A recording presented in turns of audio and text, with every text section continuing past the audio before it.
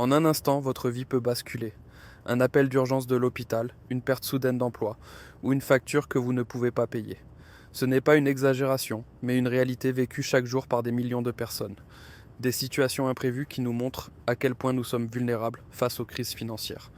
Le plus difficile, c'est que beaucoup ne réalisent la gravité de la situation qu'après qu'il soit trop tard. Ils avancent dans la vie sans plan, sans protection, jusqu'à ce que le coup de théâtre survienne.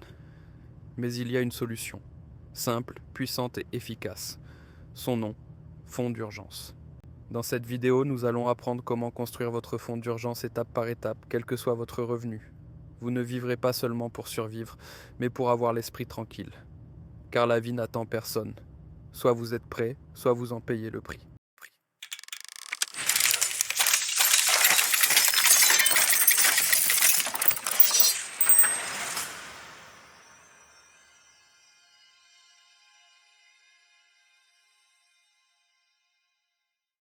Mais pour avoir l'esprit tranquille. Car la vie n'attend personne. Soit vous êtes prêt, soit vous en payez le prix. La différence entre un fonds d'urgence et l'épargne ordinaire, c'est que le fonds d'urgence n'est pas destiné aux objectifs futurs, comme les voyages ou l'achat d'une nouvelle voiture. Il est uniquement destiné à faire face aux urgences imprévues, celles qu'on ne peut pas anticiper. Imaginez qu'un événement inattendu se produise dans votre vie, comme une panne de voiture ou un problème de santé. Combien de temps pourriez-vous continuer à payer vos engagements financiers sans revenu stable ? Pouvez-vous supporter ces coûts sans vous retrouver dans une impasse ? En réalité, plus de 60% des personnes dans le monde ne peuvent pas couvrir de petites dépenses d'urgence sans avoir recours à l'endettement. Cela signifie que la plupart d'entre nous risquent de se retrouver dans une situation délicate lorsque surviennent des crises. Mais que se passerait-il si vous aviez un fonds d'urgence ? Et si vous vous étiez préparé pour ces moments-là, au lieu de vous retrouver dans le doute et l'inquiétude ? Le fonds d'urgence n'est pas simplement une somme d'argent, c'est la tranquillité d'esprit et la protection de votre avenir financier. Alors, la question qui se pose maintenant est comment commencer à constituer ce fonds ? Avez-vous déjà réfléchi à combien d'argent vous auriez besoin pour vivre pendant 3 à 6 mois sans revenu stable ? Ce n'est pas aussi compliqué qu'il y paraît, car la réponse réside dans la détermination de vos dépenses essentielles que vous ne pouvez pas éviter, comme le loyer, la nourriture, les factures et le transport. Si vous vivez seul, vos dépenses mensuelles peuvent être relativement simples. Prenons un exemple pour illustrer cela. Supposons que votre loyer mensuel soit d'environ 500 euros, que vos dépenses alimentaires s'élèvent à 200 euros, que vos factures de gaz, d'eau et d'internet soient autour de 100 euros, et que le transport vous coûte 50 euros. En additionnant toutes ces dépenses, vous obtiendrez un total de 850 euros pour vos dépenses mensuelles essentielles. Maintenant, si nous multiplions ce montant par au moins 3 mois, ce qui est le minimum recommandé pour un fonds d'urgence, nous obtenons 2550 euros. C'est le montant dont vous auriez besoin pour couvrir vos dépenses essentielles si un imprévu survenait, comme la perte de votre emploi ou un problème de santé. Mais si vous soutenez une famille, la situation change évidemment. Vous constaterez probablement que vos dépenses mensuelles seront beaucoup plus élevées. Imaginons que vous ayez une petite famille composée de 2 adultes et de 2 enfants. Dans ce cas, vos dépenses mensuelles pour le loyer et les besoins quotidiens seront bien plus importantes. Par exemple, le loyer pourrait atteindre 800 euros, les dépenses alimentaires pourraient monter à 400 euros, les factures à 200 euros et le transport à 100 euros. Cela nous donne un total de 1500 euros pour les dépenses mensuelles. Si nous multiplions ce montant par 3 mois, nous obtenons 4500 euros comme minimum pour un fonds d'urgence. L'objectif ici est de vous assurer que vous avez suffisamment d'argent pour couvrir vos besoins essentiels en période de crise, sans vous sentir pressé financièrement. Mais rappelez-vous, il n'est pas nécessaire de rassembler toute cette somme en une seule fois. Laisse-moi te dire quelque chose d'important. Tu n'as pas besoin d'avoir une grosse somme d'argent pour commencer à construire un fonds d'urgence. Tu vas peut-être me dire, mais je n'ai pas d'argent de côté. Et je te réponds, tu n'as pas besoin de commencer avec 1000 euros. Commence avec 10 euros, ou même 5 euros. L'essentiel, ce n'est pas le montant, c'est l'habitude. Même si tu es étudiant ou que tu n'as pas de revenus stables, tu peux commencer, même petit.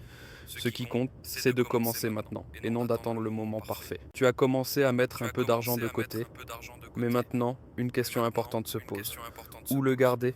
Sous l'oreiller ? Dans une poche de manteau ? Bien sûr que non. Premier conseil, n'entrepose pas ton argent liquide chez toi, car il pourrait être perdu.